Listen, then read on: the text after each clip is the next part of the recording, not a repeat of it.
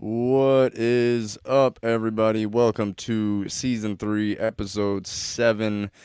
I'm very excited for tonight's guest. His name is Justin Stenstrom. I met him, I think it was last year, maybe the year before. I'm going on like my third or fourth year podcasting now. When we were doing AA for entrepreneurs, and he was one of my favorite guests because it was just I had no clue what to expect when he came there, and he kind of blew me away. Justin's an author. He's the founder of Elite Man magazine and the host of Elite Man podcast, and he is also an alternative medicine expert. So I'm excited to catch up with him on a few things. I've been seeing him post some very eye-opening posts on Facebook, and I'm excited to talk about that as well. So let's get into it right now. If you're out there, make sure you share.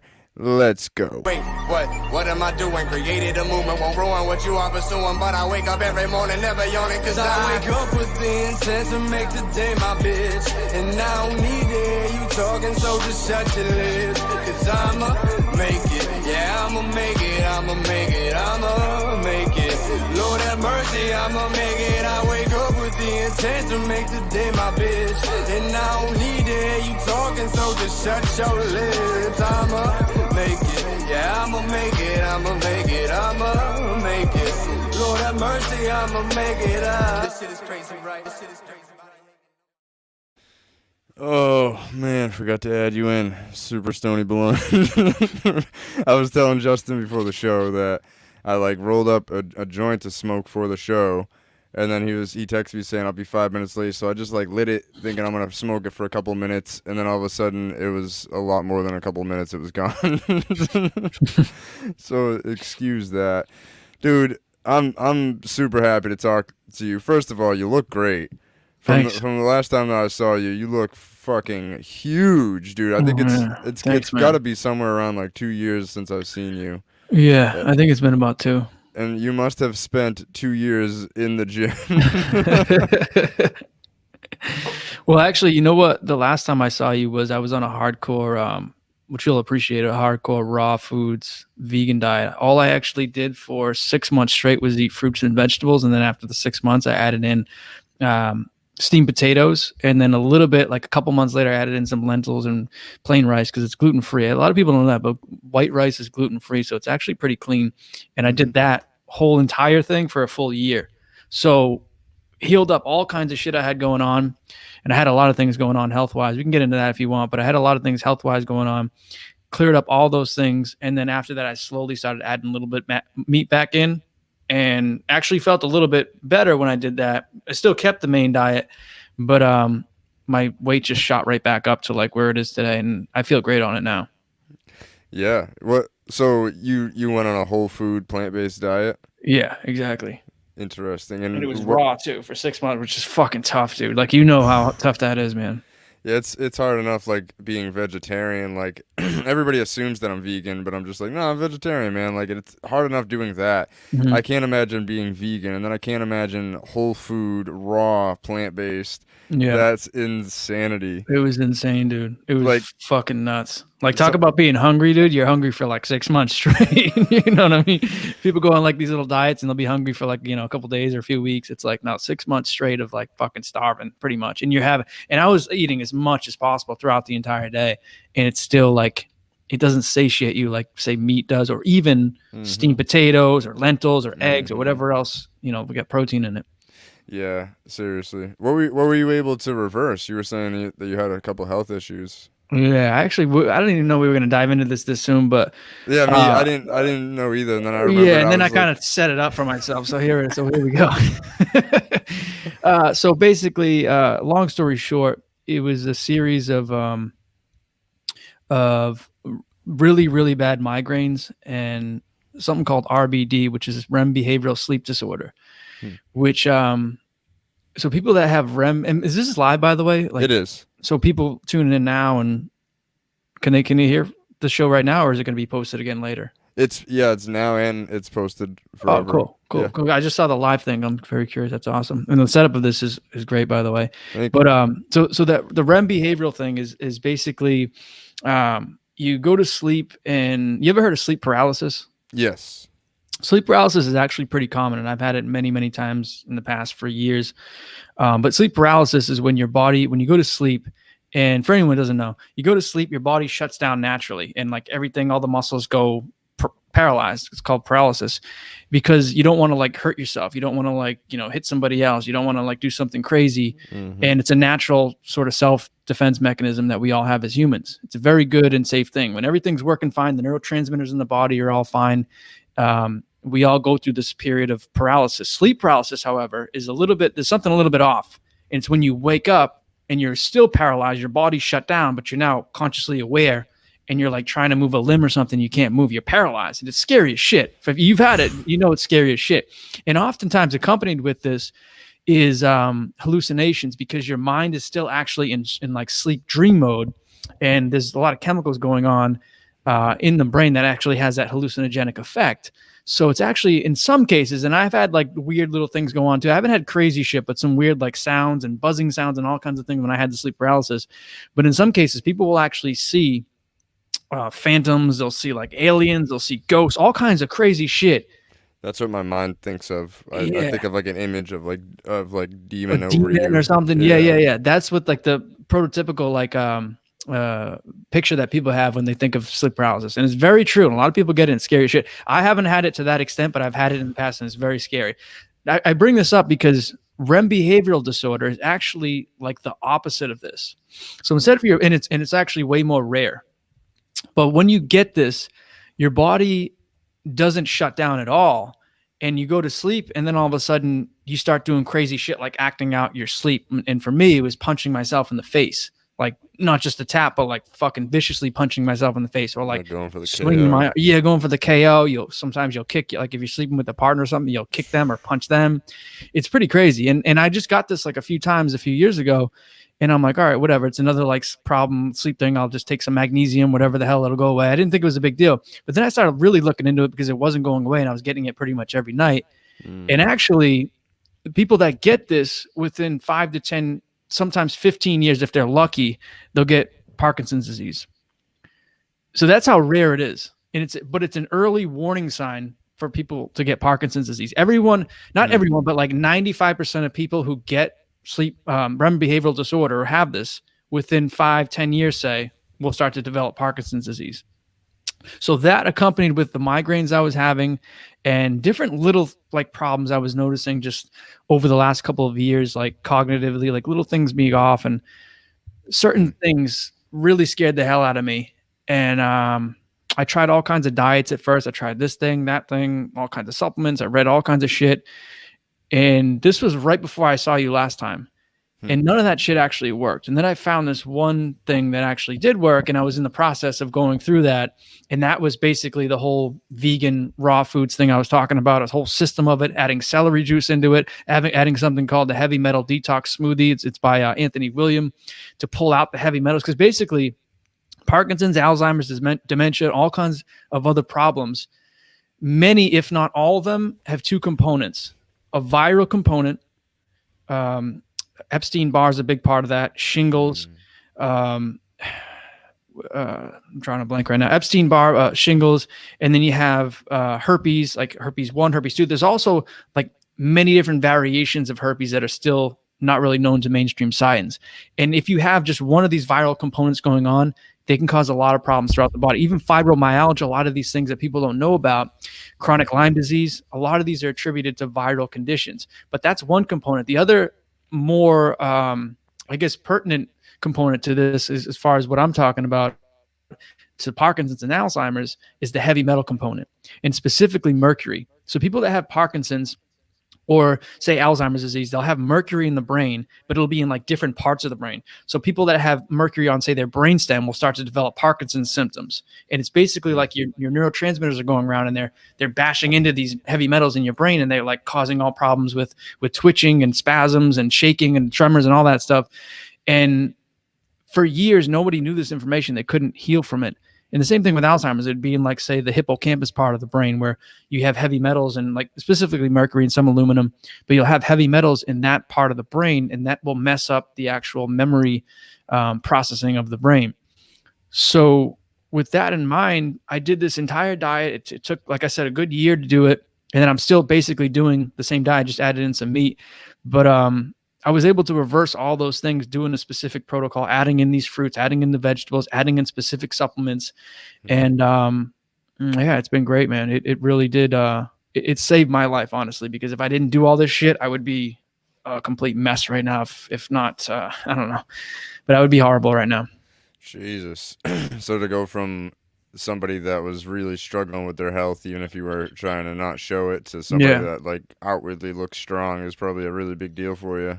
Yeah, it is. Yeah. It is. And you know what the sad thing is too is I actually looked. I was this size honestly before though. I looked good before this shit, and I was going through internally all these problems health wise, and nobody could tell. So then like I Mm. jump on this crazy diet, I lose like fucking 20 pounds or so, 25 pounds. Everyone's like, "What the hell's wrong with this dude? He's lost his mind. Why is he doing all this shit? He doesn't need like he looks great." And I'm like thinking to myself, like just kind of holding my tongue because I didn't want to get into it all the time. I saw people, I saw friends. I didn't want to tell them my whole story. And I kind of just held it in for a while. But it was like, I know what I'm doing here. I just got to fucking do it. And Yeah. that's what I did. You'd fuck with them and be like, I'm just going vegan, guys. Like, Yeah. I don't have any kind of reason at all. Yeah. So, Diet's super important. It's one of those things that a lot of people just don't think about. It's when I work with cancer patients that are open to cannabinoid therapy, using THC oil, high THC oil to help fight off cancer. The first thing I tell them is, the first thing I ask is, what's your diet like? And then I nitpick through their diet and I say, well, all right, no more red meat, limit the amount of poultry you're taking in, no processed foods, no unnatural sugars like processed sugars, and if you can, fast for 24 to 48 hours. And they look at me like, what? Fast? Like, how's that going to help? And I'm like, well, fasting can change the pH of your body. And when you change the pH of your body, the cancer cell also has to change its pH. And most of the time, in order to do that, the cancer cell will start shrinking in order to try to gain enough energy to correct the pH and then grow again. So if you're able to keep at it with a good diet, THC oil, some chemotherapy, you can. Most of the people that I work with don't get chemo, and I've seen 4 or 5 people that don't have cancer on their scans or anything anymore. I'm not allowed to say the c word, mm-hmm. but they don't have cancer on their scans or on their tests, their blood test, or they can't feel it anymore. Like, it's just not there. So It's incredible. it's diet is everything though. Like, I fully believe that everything you put into your body is either helping to fight or feed cancer. Yeah, I agree. I absolutely agree. And, it's a shame that it's not talked about as much. And and I mentioned this in other podcasts and different things that I do and talk about, but it's like, doctors, they go through 8 years, 10 years of schooling, all these classes, courses, etc. They do so much things and they're brilliant people. Overall, they're very, very smart people. Hmm. But it's a shame because the curriculum that they have has been tainted, and it's been tainted for over 100 years.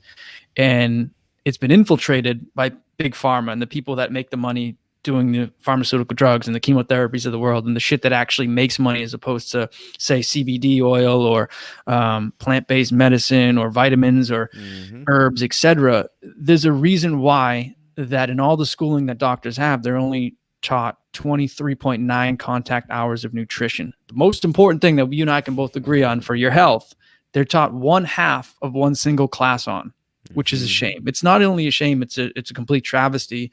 And it should be criminal, like what they're actually teaching these people in school, because if they taught them the things that me and there wouldn't be any cancer anymore. There, like, all this shit would be eliminated Hmm. because this stuff actually works, and the smartest people out there don't even know it. That's the problem with big pharma is they don't seem to ever be trying to cure people. They're trying to create customers Yeah. because that's the only way they stay in business, and that's a shitty business model. Like, I'm trying to be a big disruptor in that. Like, I want people to, take what is absolutely needed, but there are ways that you can help to either eliminate some of the pills or to really cut them in half. Like, there's a lot of people that I know through diet, exercise, a little bit of, like you said, vitamin supplementation and some cannabinoid therapy. They've been able to cut their blood pressure medication in a quarter or a half. and get off 4 or 5 other ones. I've seen people with just our pain cream, just that has gotten some elderly people off a bunch of pain meds that they were overprescribed for. Their pain was enough to just like Tylenol would take it away. So you put our pain salve on it, it takes it away, and they're like, "Oh, I don't need this anymore." Like I've had people in tears telling me they don't need this, and I'm like, I don't know, I did that by accident, I guess. Yeah, CBD is great. It is. Actually a big fan of it. I've gotten some. I've used it over the years. I don't use it right now currently, but I have used it over the years, and it's incredible for pain. It's incredible for anxiety. It can help with sleep really good. Just a number of things. It's one of the most effective things for balancing out the parasympathetic system in the body, and it just goes in really fast, and it works pretty quickly as opposed to, or compared to at least some other herbs and pharmaceutical drugs. And of course, it's not like 100% cure. It's not a magic bullet cure, but there are some things you got to keep in mind when you're taking CBD. But overall, I'm actually a big fan of it, and I do recommend it. And I love the things that you're doing, especially with your patients, and taking the alternative approach, which is infinitely times more healthy than the pharmaceutical approach. Which not only is it not effective, but it also can cause all sorts of other problems overall. Yeah, like when people come to the kiosk, they might get like a lecture about diet and not even CBD. Like I'll know that they're not buying from me, but I just want to talk to them about their health now. Yeah. Like, I just want to educate you and leave you with little tidbits. Like I know far from everything, but I know enough to help some people that have terrible, terrible, terrible, terrible diets, just to make small little switches that could really help them. Yeah.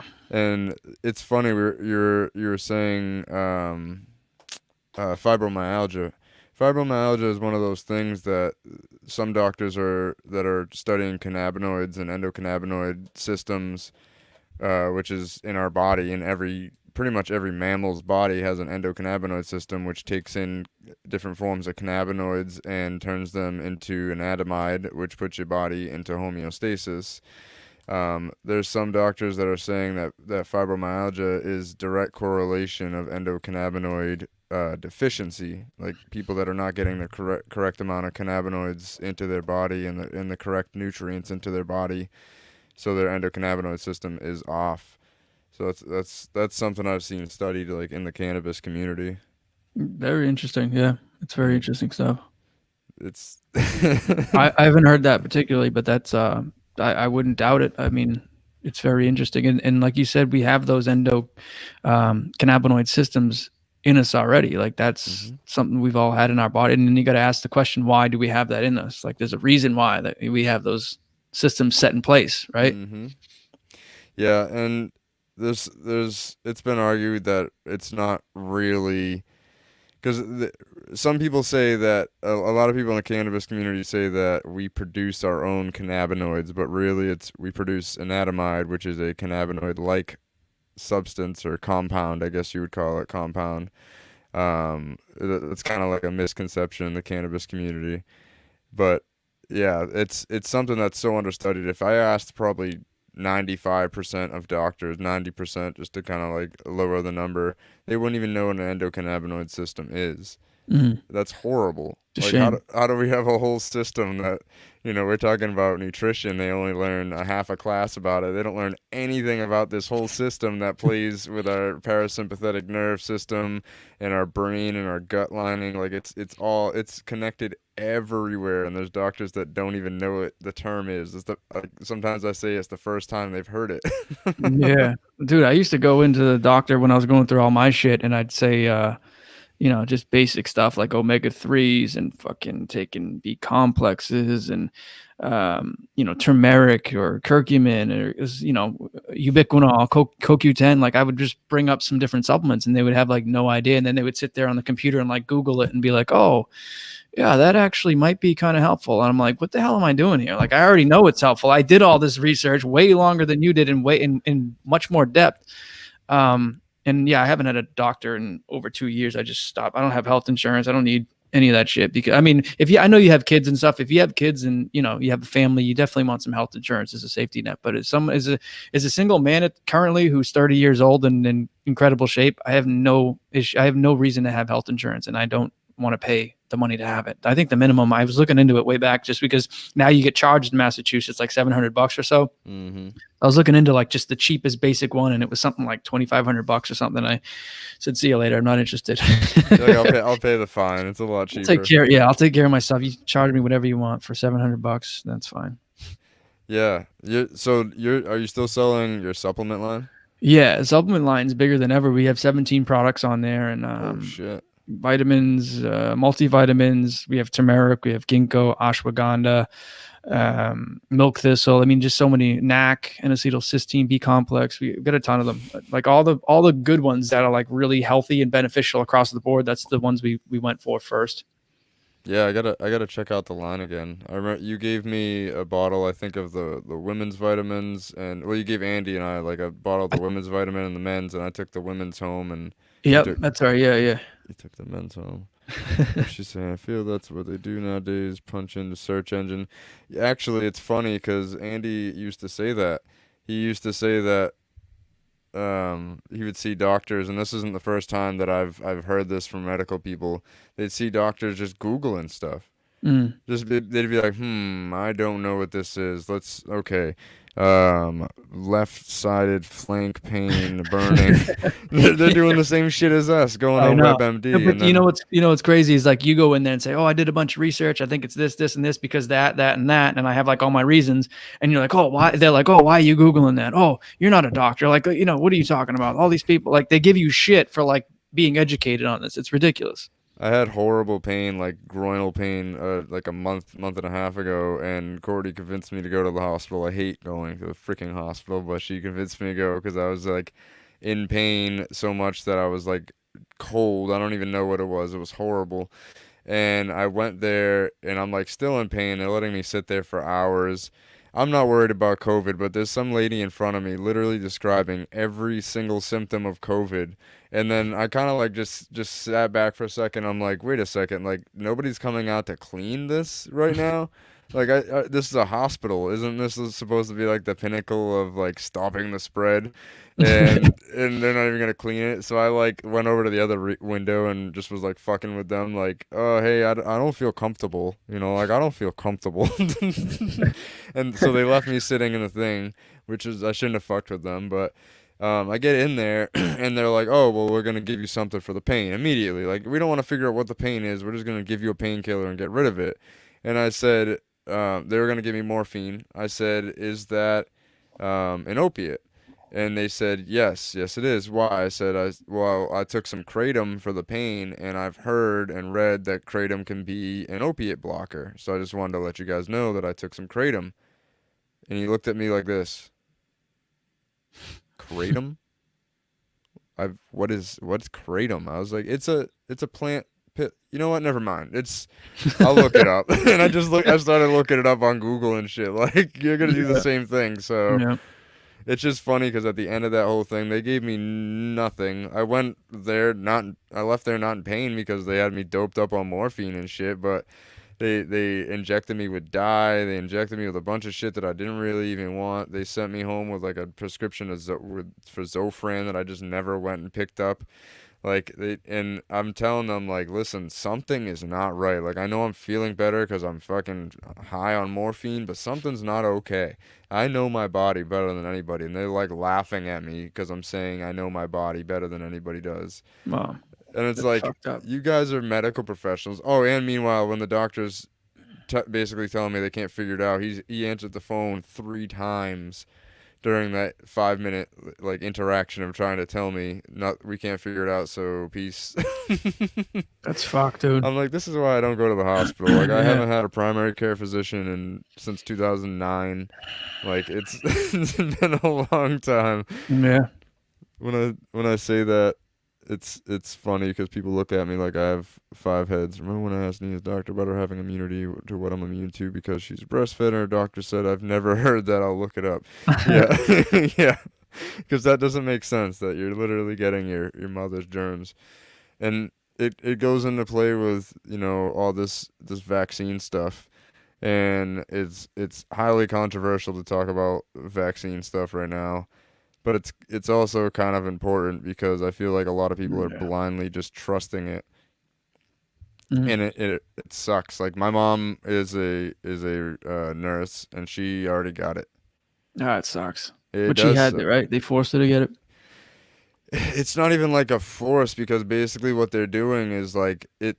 And I watched all this happen because I just watch how things happen in steps. And don't get me wrong, nurses and doctors, they're amazing people and they are heroes. But this is what they do: they make them the heroes of the whole shutdown. They took care of all these sick patients. Now, our heroes have to get vaccinated so they can be the example for people, and this is like the pressure they're putting on them. Like they're making them feel like you're gonna be a hero if you just get the vaccine as a nurse and post about it on Facebook, and it's just it's gross, and it's like it makes me think like, what are they up to? Mhm. Yeah.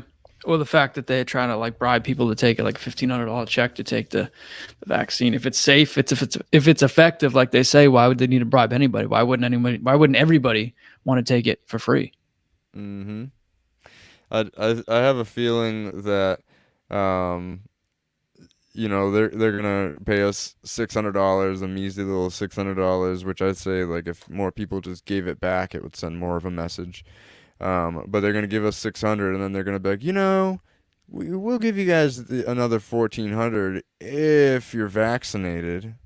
Yeah. They're already coming out with the vaccine ID cards and shit. Yeah. That's already happening. Oh yeah. Like I've seen my friends posting about it that are nurses and stuff. They've got their vaccine card. It's no longer a fucking conspiracy. Yeah. Well, you know what else is coming too? That's 100% already here. But what else is coming? In a couple months is the microchip, and that sounds like a fucking crazy conspiracy too. But that's legit too. And they already have. I mean, we've already known this for years. They put them in animals, and you can track animals everywhere they go. If the dog gets lost, you can find it. But they have the technology now to put the same thing into humans, and Hmm. they're going to be putting it into humans in the near future. I think if certain people get into presidencies, and if certain lawmakers get into law.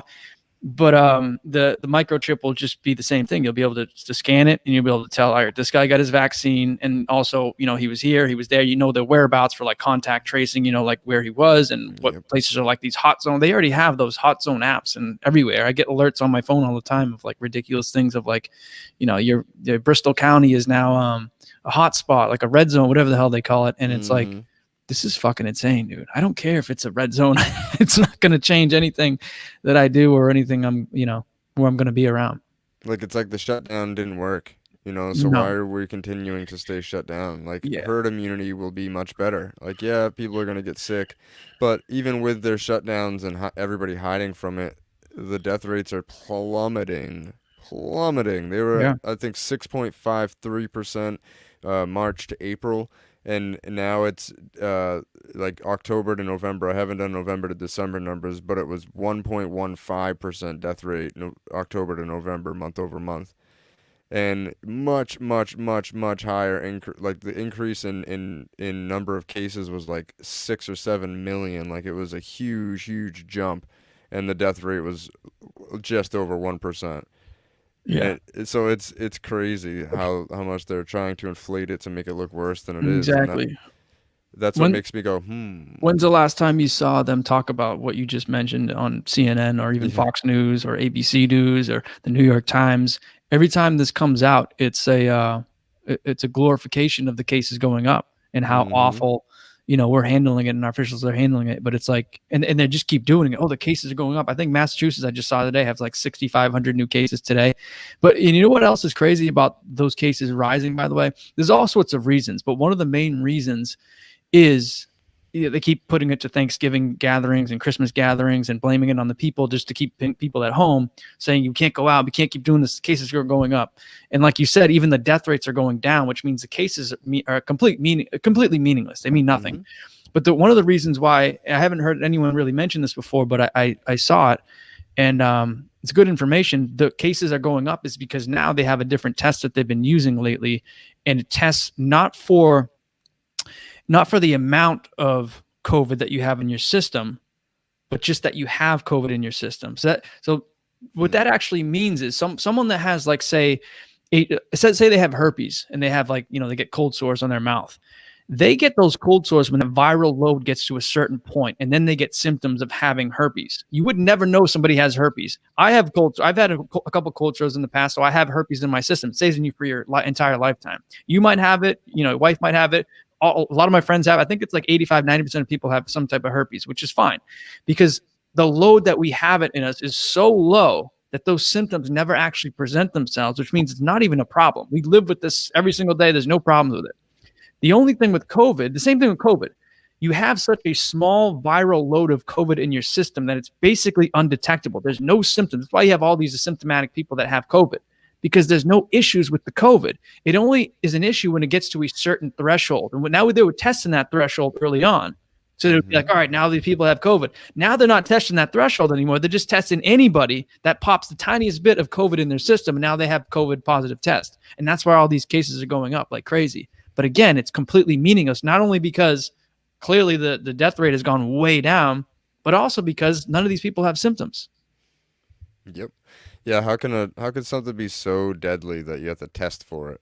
It just doesn't. Exactly. It doesn't make any sense, and it hasn't made sense from the beginning for me. And a lot of people are saying that I'm cruel. I don't care about the deaths. I don't, all that stuff, and that's all part of the propaganda too. Yeah, totally is. It totally. I mean, I was against the shutdown, honestly, from the first time they said 2 weeks. I was like, this is bullshit.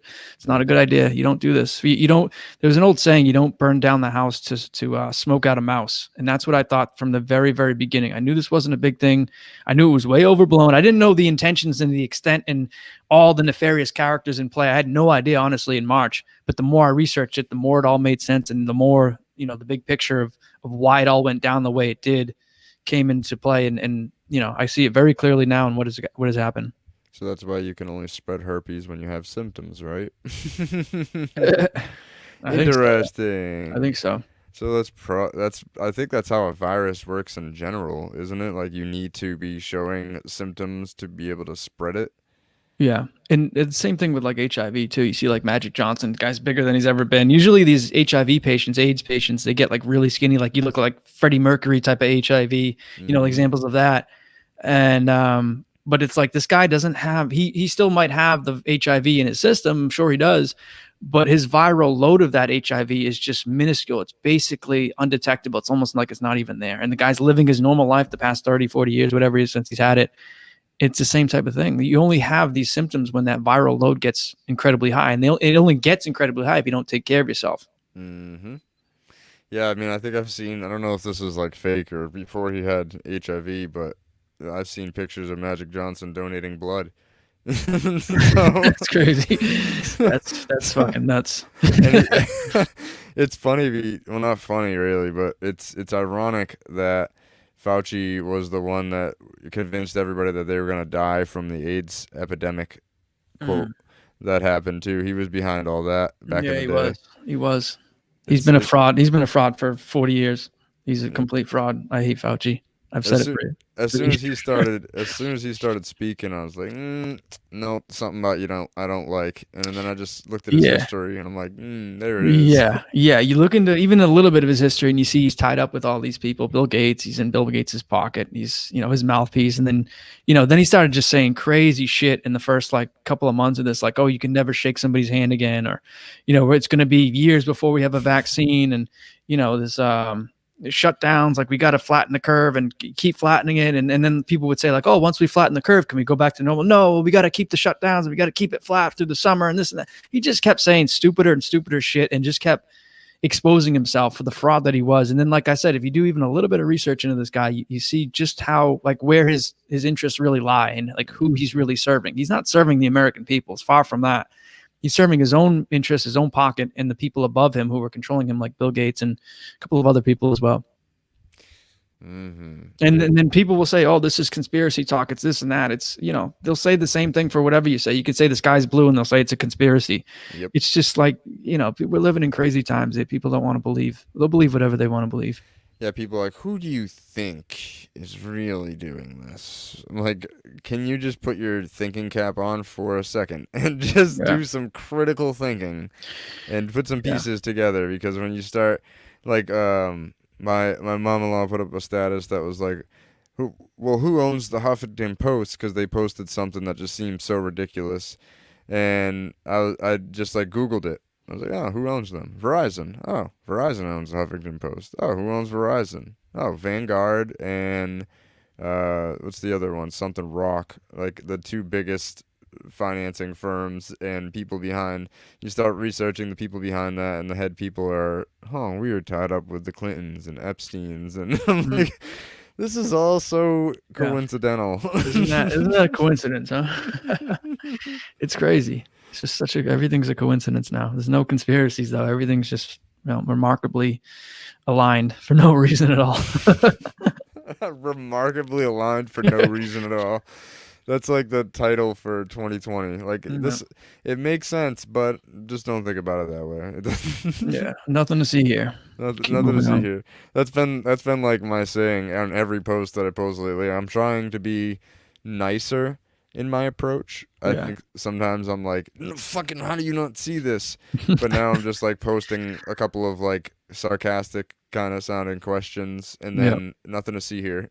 Just Yeah. I'm trying to make people, and then I'm posting funny shit in the middle too, because people were like, I don't know, people are all of a sudden accusing me of being an asshole. I'm like, wait a second. Like the guy that's been giving out product to people who need it, and the guy that you guys have been championing and like standing up for cannabis rights, but now that I'm not talking about your shit, what the fuck? Yeah. It's just not cool. I feel like this whole shutdown was meant to divide us for sure. And it worked. It worked for a lot of people. Like that's why people like me, like I just kind of backed up a little bit because I'm like, okay, I'm not trying to divide myself away from everybody. Like I'm trying to educate. How do I do that in a different way? And then the nothing to see here thing is really working effectively.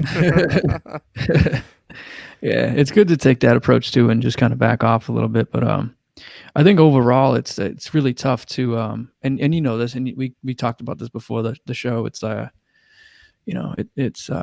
it's easy to avoid these tough topics, and especially with like politics and the shutdown and COVID and what's going on with censorship and all that stuff. And it's easy to sort of stick your head in the sand and pretend like it's not going on and everything's great. And people Hmm. used to love me too, like before I started talking about this shit. Like I'm a friendly person. I'm just genuinely friendly with like everybody. I like all kinds of different people from all different kinds of crowds. Got all kinds of different friends, but it's now like I see when I'm talking more and more about this, a lot of people don't fucking like it, and a lot of people unfriended me, a lot of people blocked me, and it's fine. It's okay. It's honestly fine, but um, it's not going to stop me from talking about it. You know what I mean? I have to share the truth as I know it Hmm. with as many people as I possibly can, because I think it's that important. I think we're living in a time right now where if you don't speak up, at least to some degree, you're really not only doing yourself a disservice, but doing the entire planet and especially this country in America a disservice. Ultimately, it's going to come back on you. It's going to come back on your family. It's going to come back on those friends if we don't speak up now and sort of speak the truth of what's going on. Yeah, and I feel like, for me, I consistently post about it, but people don't tend to notice it until it's around election cycle. Yeah. That's when people really start nitpicking at my posts because algorithms are a strong thing too.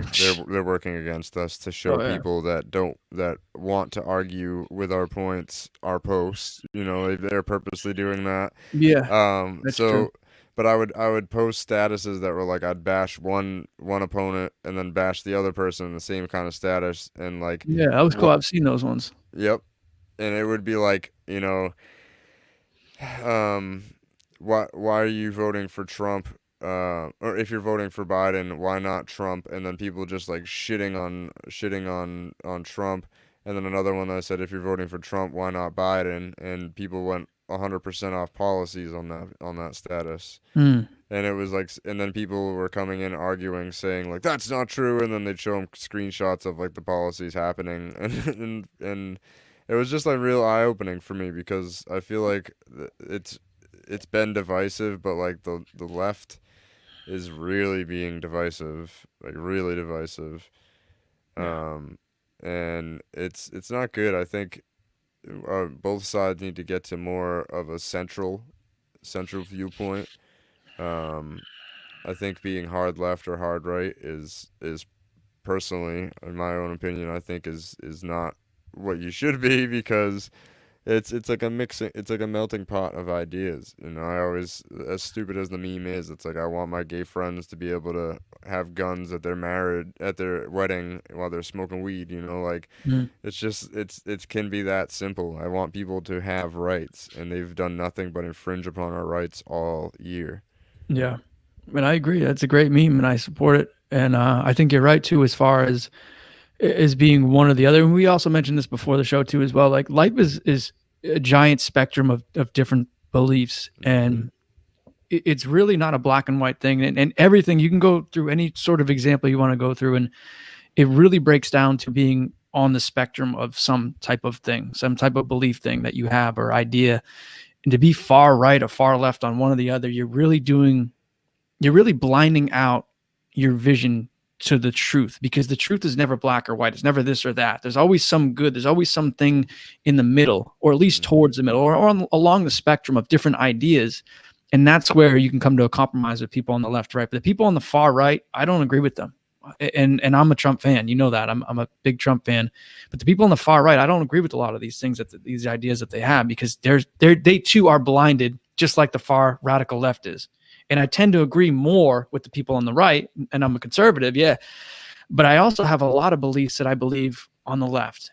And so I'm actually more of a moderate, although I lean right.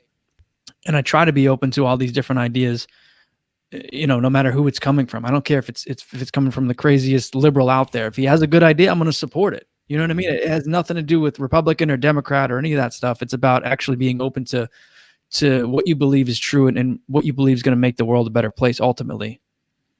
Yeah, I care way more about your morality as a human towards humans than I care about your political leaning. Yeah. That's all that matters. 100%. 100%. You know, like I think people identify. There's too much labeling happening. Way too much labeling happening. Uh, like down to like the pinpoint accuracy of like a label. Like, why do we need such specific labels? It Yeah. shouldn't have to be that way. Like, it's like me with, the vegetarian stuff. Like, a lot of my family that grew up eating a lot of processed meats and meat from not great sources that I grew up with, they make fun of me and call me vegan, and they don't get it. Like, they don't get simple things like, I don't want to eat the stuffing that was inside of the turkey. Like, I don't want to eat it. I'm sorry. Like, why? There's no meat in it. I'm like, it's been 5.5, 6 years. Like, okay, we've had like six of these Thanksgivings. I'm just done explaining it. But it's like, people want me to have a label. The vegans are like, well, you're not vegan. I'm like, yeah, I'm not vegan. You're right. And I'd like do my thing. Like, I have eggs, so I have eggs from my chickens in the backyard that get treated better than any human that I know.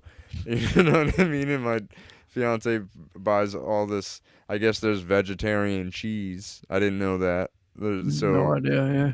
we've been getting like organic vegetarian cheese because they use a different kind of enzyme in it that's not like meat based. So it's like it's all these little things, but like, so I'm not like really against eggs or dairy if you get them from a good place. Just like I'm not against people that eat meat.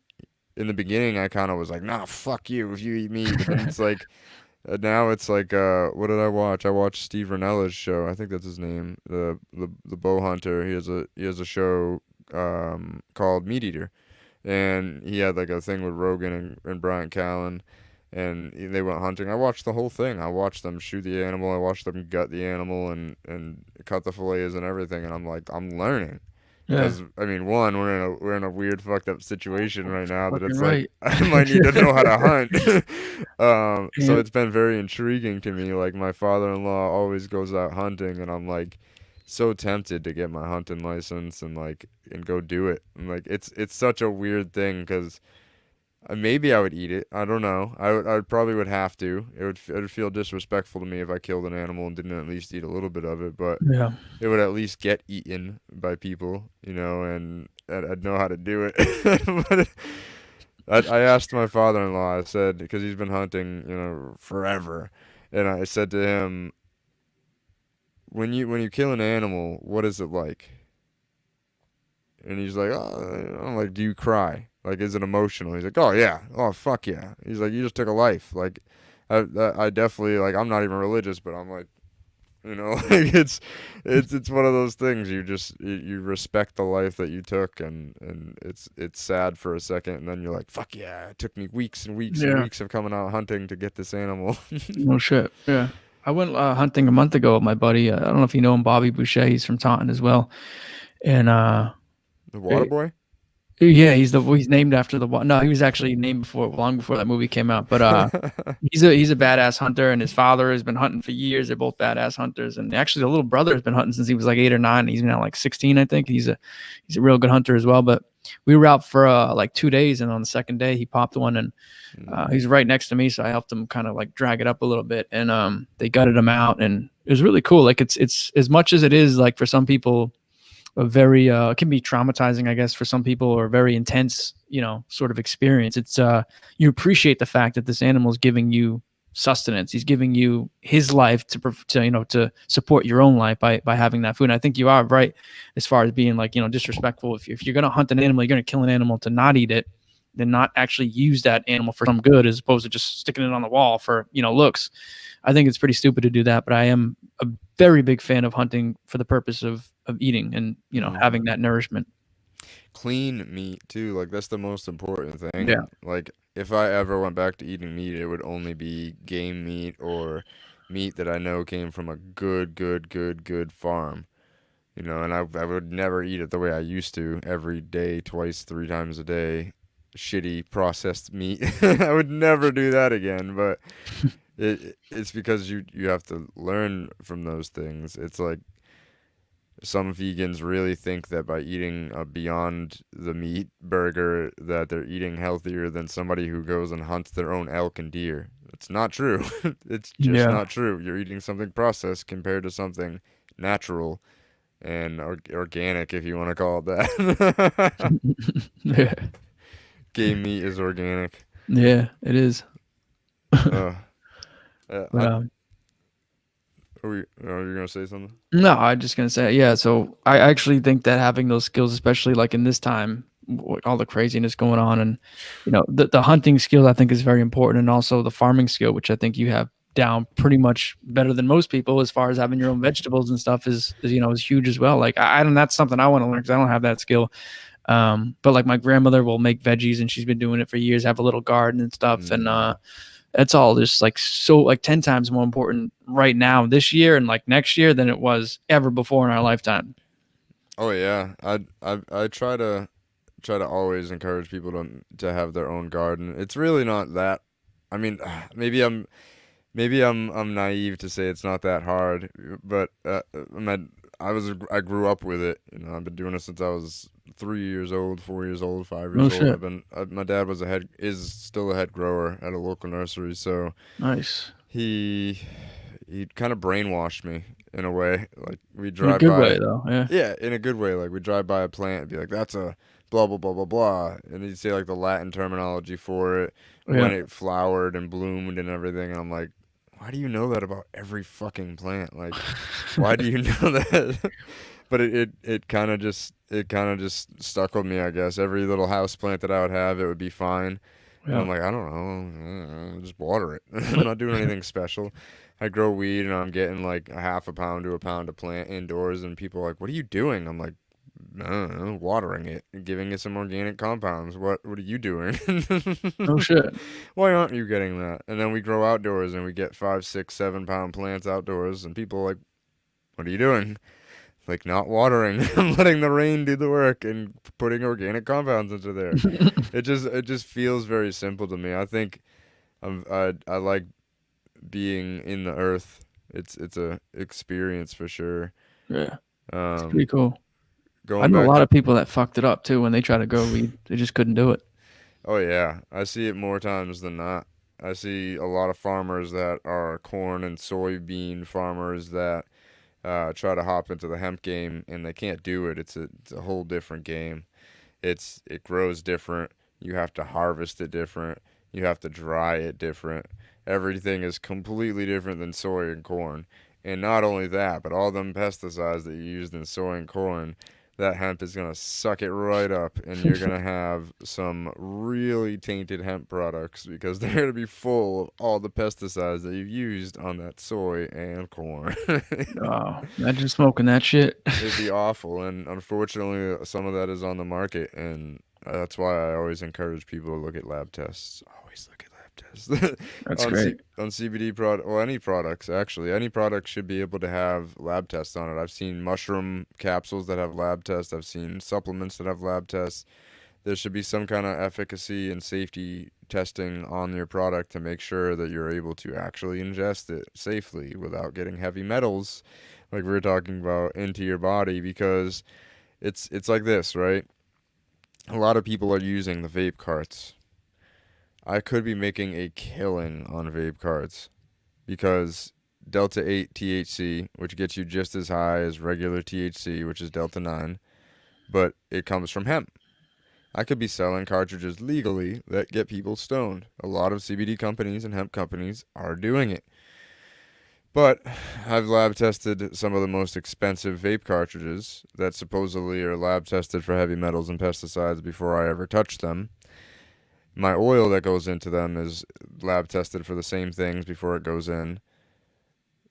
Then how come when I vape all that together into a tube filled with organic cotton that has also been lab tested for pesticides and heavy metals to make sure that that wasn't tainted, why does it come up with it? I think it was 58 times the amount of the highest amount of lead that they recommend in any products, period.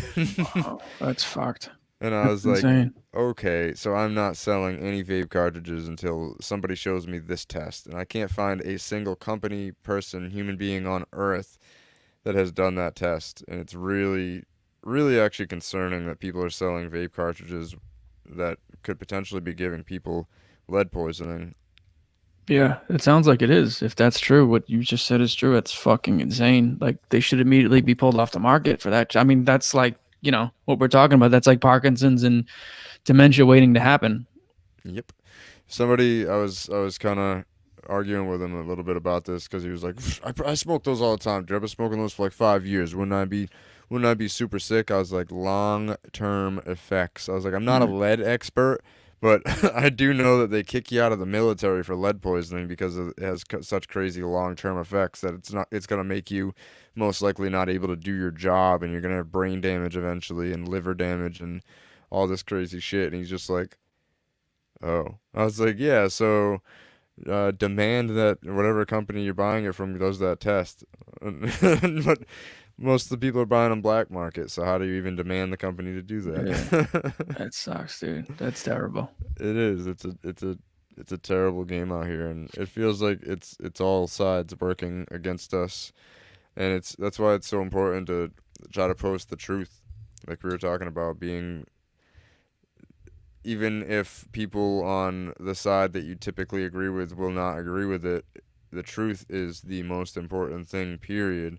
It's how you win a court battle, it's how you win a battle of wits, it's how you win everything besides a media war, apparently, because the media is for some reason very, very left wing, very left wing. 95% of them, I mean, even Fox swings left a lot, Yeah, I do are know. are left wing media, and that makes me go, why?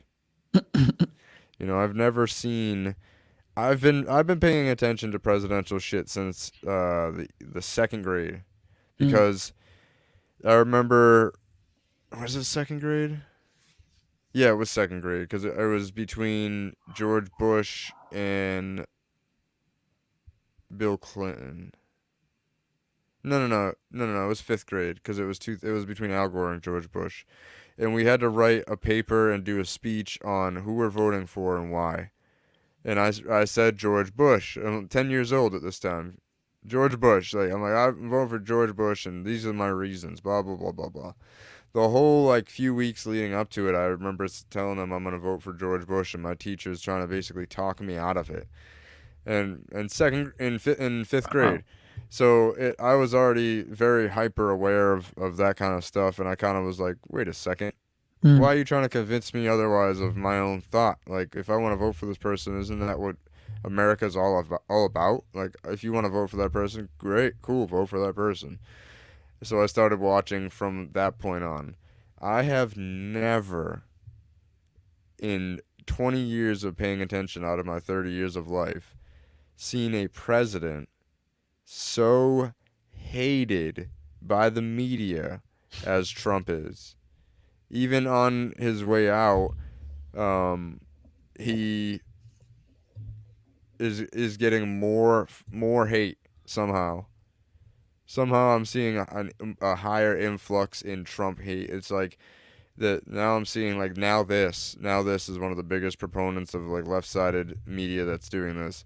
They'll take everybody from his cabinet and then say this person doing crazy stuff, and they'll take like the worst clips of the person and clip them all together to make them sound nuts. And I'm sure they're all a little bit crazy. Trump is pretty crazy.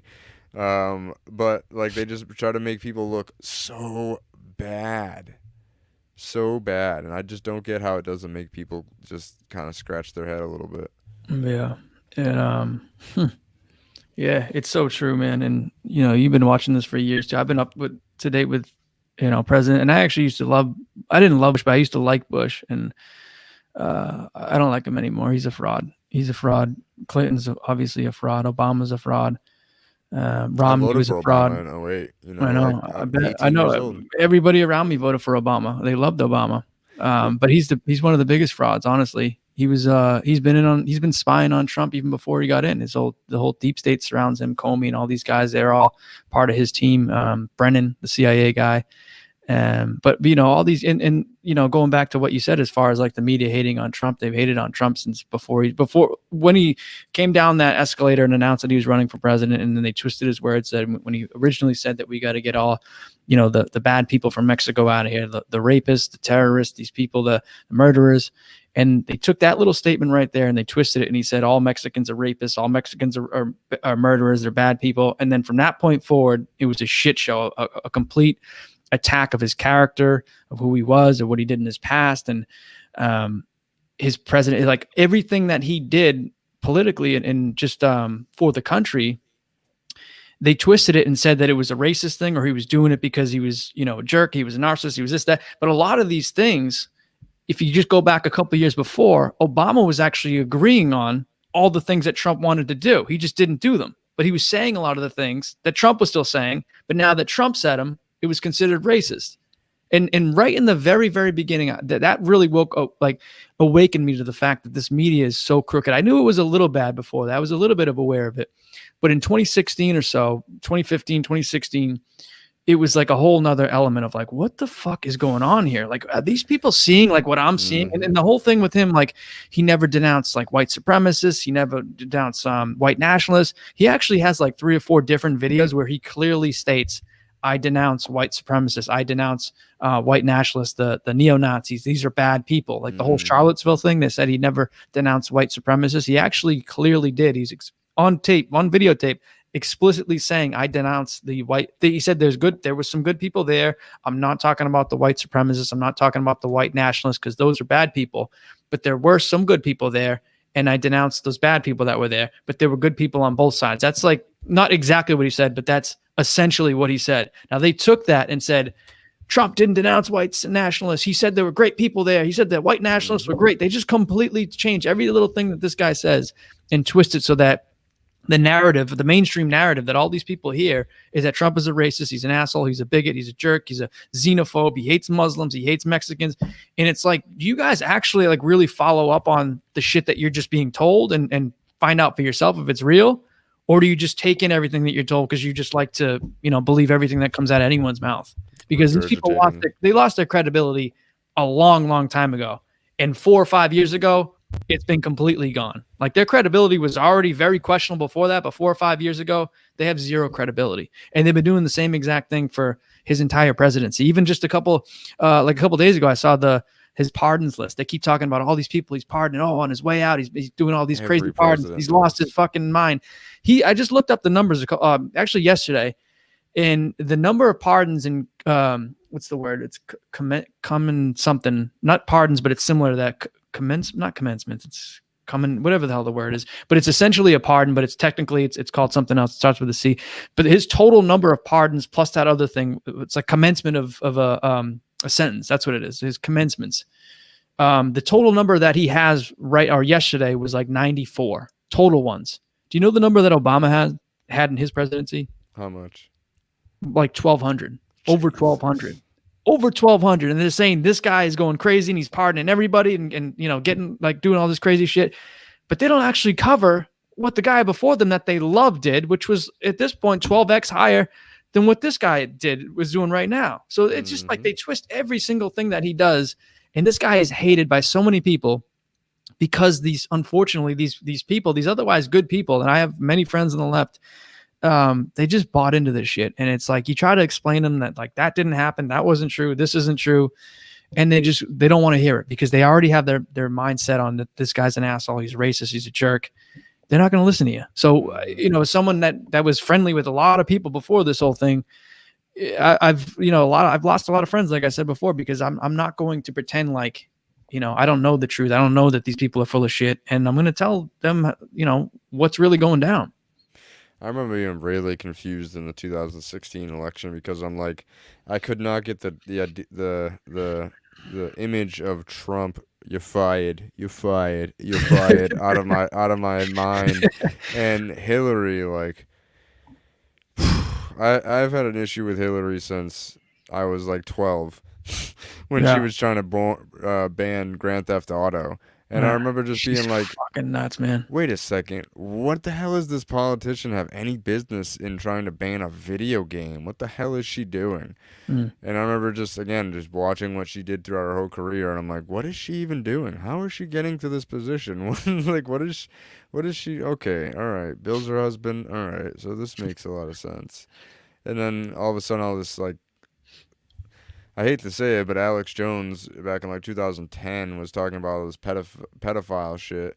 Yeah. And that's when I really started watching like the Clintons and everything. And I'm like, wait a second, this all seems way too coincidental. Like, Alex Jones is saying a lot of crazy shit, but this seems a little bit on. Let's look at this. And it's like, again, the more you look into it, it's like it ties into this person, that ties into this person, that owns this company, that owns this newspaper publication. It's like, yeah.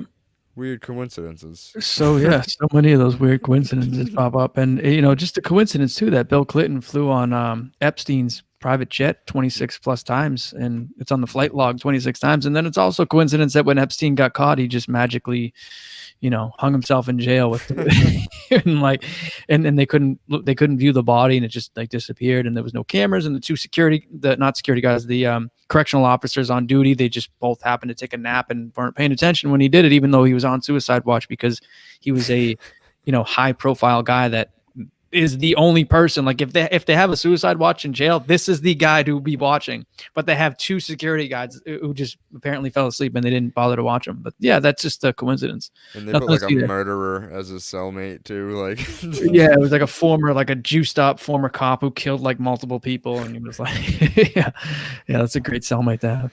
Jesus, it's like everything they do, none of it makes sense, and I just don't know why people are like so beholden to them. If you're not happy with Trump, there's got to be something else. Maybe there's got to be something, but not these guys. Not Biden and Obama and the Clintons. I'm not even a huge Bernie guy, but I'd rather have Bernie than them against Trump. It makes way more sense that it being statistically speaking, like I try to take emotions out of it, and that's why I try to stay out of the left or right. Is I just look at statistics of it, and for Biden to beat Obama in total votes does not make sense to me at all. One bit, dude. Like I drive around a lot. Like my life didn't stop when I did the shutdown. Then I just started driving other places to make work still keep going. And when I tell you that Trump signs outnumbered Biden-Harris signs by 100-fold. I'm not exaggerating whatsoever. Like I might be undercutting it by like half. Yeah. Even now, like I still see more Trump signs than Biden-Harris. I see a lot more Biden-Harris signs popping up. But I see way more Trump signs still. Yeah. To me, that's always been a good indication of things. I remember during Obama's run. I hated Mitt Romney. I hated Mitt Romney. It was just brainwashed into me from my stepdad when Mitt Romney was governor here, and I just remember him like complaining about Mitt Romney all the time, and he's an asshole. He never does anything right. Yada Mhm. yada yada. Yeah. So it's like fuck Mitt Romney, but damn, Obama's doing a lot of bad shit too. Like he's bombed a lot of people in those first 4 years. Like this isn't good. Yeah.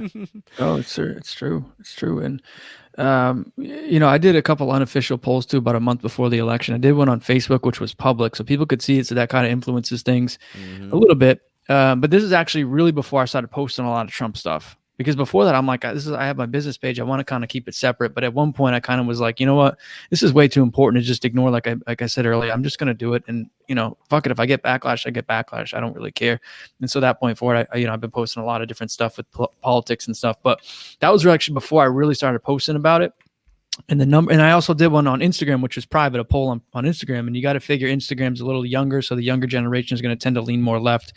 And, but I got two different results, and they're both overwhelming for Trump. The one on Facebook was about 96% Trump, like who you're going to vote for. 96% and it was about, I think it was like 100 people or so. You can go back and check on it, but it was something like 100 people that answered that question, and about 95% of them or so said they would vote for Trump. I did the same thing on Instagram. I think I got about 50 responses on Instagram. And again, it was a private one, so people couldn't see like who else was voting for, who the other people were voting for.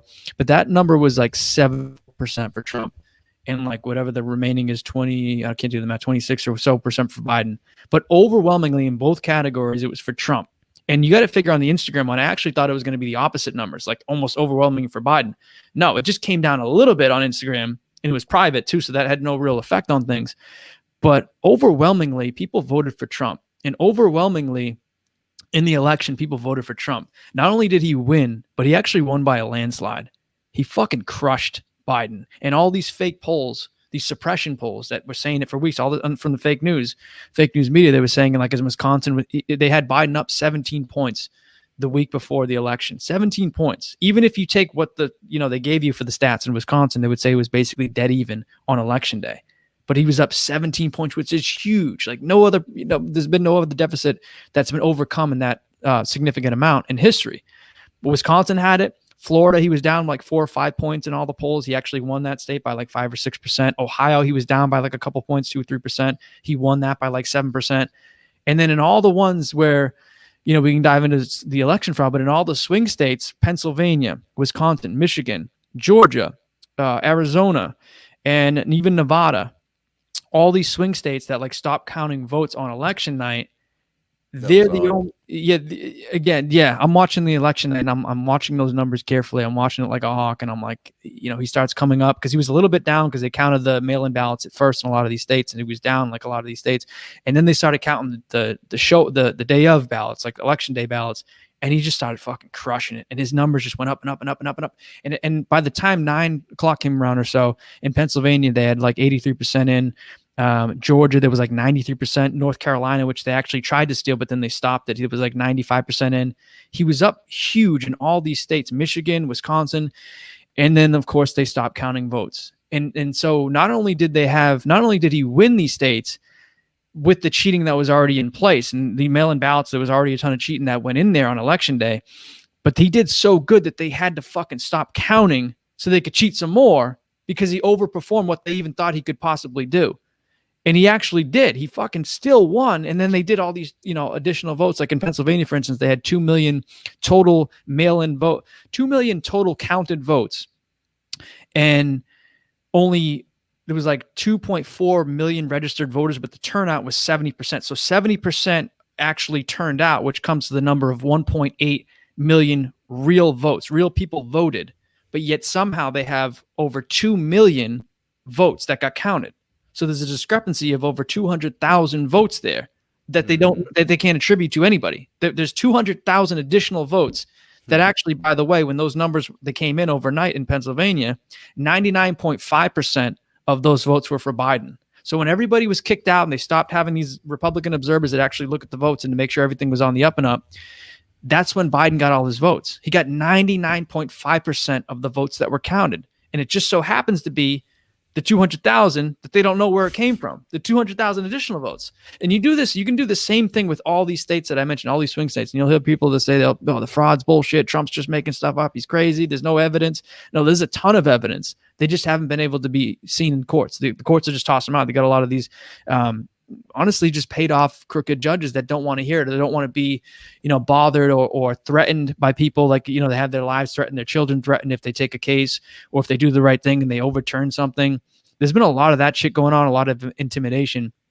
And that's why a lot of this evidence hasn't been come to light. And then of course you have the media, which hasn't touched any of this stuff that I just mentioned. And it's you can all look everything I just said, and it's all look up verifiable fact.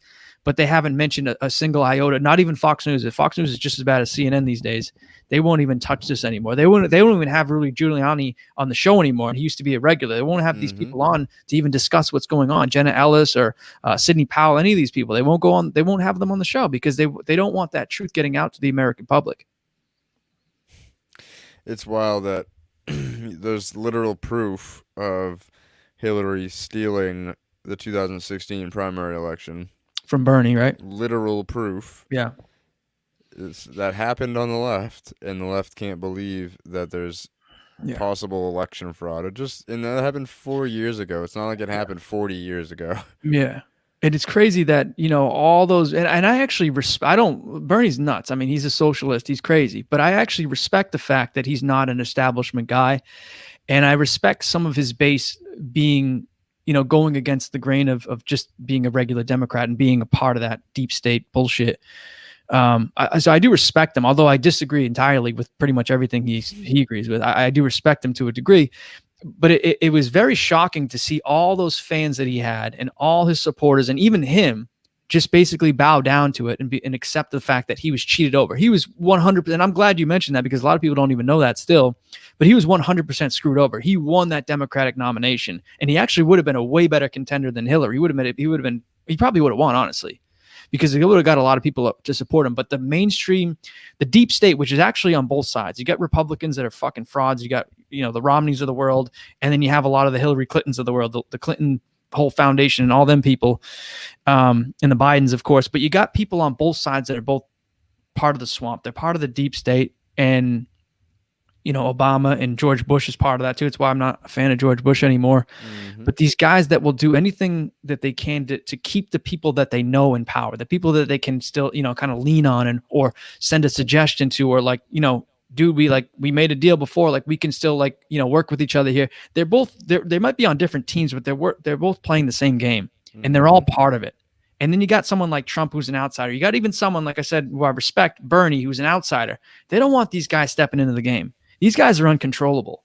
They're a wild card. They can't. Bernie versus Trump is like too out of control for them. It's totally out of control for them. So that's why they screwed over Hillary Clinton. I mean, that's why they screwed over Bernie and Hillary won in 2016. And they did it through a number of different ways, but they actually, one of those ways, believe it or not, was Dominion voting systems, which was like their first testing. That was like when they first rolled it out to change votes from Bernie to Clinton. The Bernie votes that he got were weighted differently than the Clinton ones, and Clinton got more votes that way. And even this past election, if you remember this past election when Biden won the nomination, Bernie was crushing everybody. He was number one for like the whole Super Tuesday. Yep. Actually, leading up until Super Tuesday, he won every single state. I think it was like North Carolina, maybe Iowa. There's a couple in New Hampshire. He crushed it, though. He was number one by far. He outpointed Elizabeth Warren. He outpointed Klobuchar. He outpointed Buttigieg. He crushed Biden, by the way. And I say all these names because all these people were way ahead of Biden. Biden was in like 5th, 6th place. And if you remember, if you go back in time, you see that Biden was actually like really worried that he was going to get knocked out in the very beginning because he was polling so bad and he was doing awful in the first few states. He was like 5th, 6th place. Then all of a sudden, Super Tuesday comes around, and all these people, Warren, Buttigieg, Klobuchar, and a couple of the others, and Bernie's still number one by far, but they all dropped out on Super Tuesday or the day before Super Tuesday. And not only did they drop out, they all supported Joe Biden all of a sudden. The guy who was in 6th place, basically last place from all the people I mentioned, they all just turned their focus and backed Biden. So all of their voters went and started supporting Biden instead. And Biden just started to barely eke out Bernie Sanders after that point. And from that point, once he had a little bit of steam, he won it. And then Elizabeth Warren dropped out right after that, and that was it. But all these people, they made a backroom deal. They all dropped out to support Biden so that Biden could beat Bernie. Because if it stayed the course that it was, Bernie was going to crush him. He was crushing everybody. Mm-hmm. And it just makes my mind go, why? Why do you guys want to screw over Bernie so bad? Like, you guys, and people just ignore it. Yeah. They just ignore it on the left. I don't Like, understand that. a lot of my left-wing friends, like, they just completely and utterly ignore the fact that 2 different primaries in a row now, they've screwed over Bernie from earning his right spot in the Democratic nominee. Yeah. And I actually think he probably would have won against Trump this year, or not, maybe not probably, because Trump even outperformed how I thought he was going to do. I think he actually fucking crushed it, to be honest. He might not have beaten Trump, but he actually would have given him a much better run. And without any cheating, take out all the bullshit cheating aside, it would have been very, very close. Because Bernie has a huge base. People love Bernie. Especially 2016. Like, I think he had a full head of steam. Yeah, he had more in 2016 too. You're right. I think he would have won in 2016. Yep. And they just screwed him over. And that made me not. I was going to vote for Bernie if it was Bernie versus Trump. I looked at Trump and I'm like, there's no way. There's no way. Like, and I'm like, Hillary, all right, I'm just not voting. This is me protesting my vote. And it was something that a lot of people did. I think something like 46% of people didn't vote in the last presidential election. Yeah. That to me spoke volumes. Volumes. Yeah. They were pissed. I think a lot of them knew. A lot of them Bernie guys knew, and they weren't, they weren't happy about it. They weren't just going to vote for Clinton, which, respect to them for at least, not just pretending like it's fine and then laying down and saying, oh, well, we got to go with the establishment. Some people did that for sure, but I think a lot of them didn't. I think a lot of people held out. The thing that let me know that all of them just kind of don't give a fuck was like the Standing Rock situation in 2016 when Obama was president, by the way, people watching. And they were literally hosing people off in like negative 10-degree weather with high power pressure water cannons, like firing at them, trying to get them away from their protest site for the oil pipeline. Literally using warfare tactics against them, and politicians said nothing. None of them said anything. It was disgusting, and I was just like, all right, y'all suck. All of you suck. Yeah. It's one of those eye-opening things that makes you just be like, okay, is anybody for the good of the people? And then I see, a lot of the stuff with Trump, I do see that he's trying to do good. It does seem that way. I mean, he's still a billionaire and still trying to help some of his billionaire friends, for sure, along the way. But that's what every politician does. Yeah. He's playing the politician game, it seems like. You got to play it. It's at some point you got to play, along with it a little bit. And there's been some things like, for instance, the vaccine thing. He had this guy, you probably know, you might be familiar with his work, but Robert Kennedy Jr. He's a very, very intelligent man. He's got all sorts of different interests, but one of his biggest interests is actually in vaccines. He's he wouldn't call himself an anti-vaxxer because it's kind of an insult to say that term anyways. But he's very much against the vaccine movement and these big pharma companies. He's a lawyer as well. He's done litigation against a lot of people that have been injured from vaccines, and he himself has been injured from vaccines, which I think got him into the whole thing. His voice is like really messed up now. He can't really speak loudly from some kind of bad vaccine that he took. But Robert Kennedy Jr. was, and this is a big thing that disappointed me with Trump. But he wanted to get on Trump's staff when Trump first became president in 2016 or 2017. Like in the first couple of months, he was going to have this whole vaccine like board of like to check vaccines and to, get tough on big pharma and crack down on all this bullshit that they do. And he had Robert Kennedy, he had a meeting with Kennedy, maybe even a couple of them. And he was going to like hire him and put him on his team and stuff and work with Kennedy because Kennedy's brilliant with this stuff. But like last minute, he had him after a couple of meetings. Last minute, he had a meeting with somebody from a big, maybe GlaxoSmith or Pfizer, one of these guys. He had a meeting with one of them, and one of these guys kind of like got to him and basically, said like, don't have Robert Kennedy around. Like he's not good, this and that. They basically persuaded Trump to back off of it. And he, stopped talking to Kennedy after that. And I think that was a big disappointment overall. One of the few big disappointments I have with Trump, but there's been, nobody's perfect. this past couple of months with the whole rollout of the coronavirus vaccine, if you remember the timing of that, which I think you're probably familiar with it, but they actually he was announcing it. He was in leading up to it in the debates and all the other stuff. He was announcing that we're going to have the vaccine. We have it ready. It's going to be rolled out in October, whatever. It's good to go, and it was ready the whole time. They had it ready back in October, but the pharmaceutical companies didn't want to roll out before the election because they didn't want to give him that win, because he actually has been tough on the pharmaceutical companies, big pharma, the last few months, and actually has made them lower their prices in a lot of things, especially insulin. I think they dropped it by like 10x.